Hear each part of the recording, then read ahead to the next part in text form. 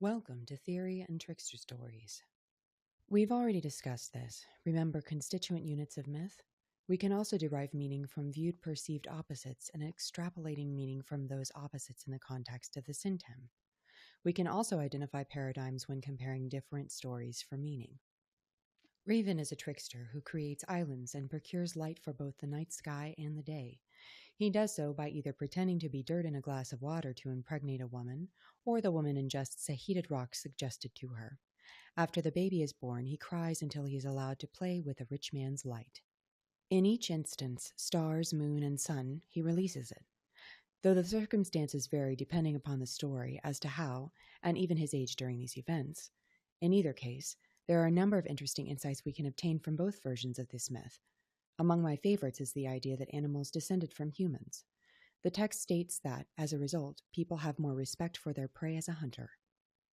African and African American stories are seated in an oral tradition. This firm tradition praises the concept of sankofa, or going back.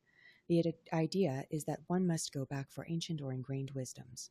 It is for this reason that some tribes have poet-historians called griots. For this week, we will have a number of retellings of the stories in the text in your lecture. All the animals were thirsty and decided to cut off the tips of their ears to sell the fat for the tools to build a well. Hare refused. Once the well is erected, he steals water with a calabash and gets mud in the water. They create a sticky image to trick and trap him. They beat him, and he flees. Kwikusin meets a dwarf who promises to help the farmer through the drought. He's asked to perform a ritual where he taps the dwarf lightly on his hump and utters an incantation. When he tells his father beats the dwarf to death with 2 big sticks, reasoning that the bigger sticks will reap bigger positive consequences.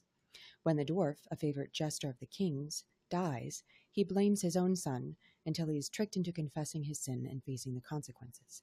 Even then, he passes off the burden to an unsuspecting ant. Anansi the spider is the smallest in the jungle, so he wants all the stories to be named for him. He goes to Master King, who instructs him to trap a black snake. He must use guile to overcome Snake and trick him into trapping himself. Nancy first steals water, then is thrown into the ocean where he befriends and tricks a shark, whom he kills. He then shares with a lion who tries to trick him during a game. He alerts his family, who helps him beat the lion and tie him. The lion's wife throws a party to trap Nancy, but he ends up getting the better of the situation again and brings home lion for dinner. In A Boar Hog for a Husband, a woman is tricked into marrying an enchanted boar hog. Little old witch boy, her brother, tried to let them know, but couldn't. They wouldn't listen. In the end, they kill the boar hog and eat it. Prometheus cheats Zeus of the better sacrifice. Zeus withholds fire from humans. Prometheus steals fire for humans. Zeus punishes him by inflicting Pandora, the first woman, on humans. Zeus binds Prometheus in chains. Zeus allows his son Heracles to free Prometheus to increase his son's fame. The different versions of a myth represent adaptation to the needs of a group or individual. In general, it can be said that critics and scholars hold a wide range of views about what is of primary importance in studying a literary work. Literary critics have a tendency to work with literary versions of myths. Scientists and philosophers focus on working versions of myths, and psychologists often work with rationalized versions of myth. Compare the gods and events from the myths we've explored thus far with modern culture. Are there any games, characters, or activities that specifically reference or mirror one in particular?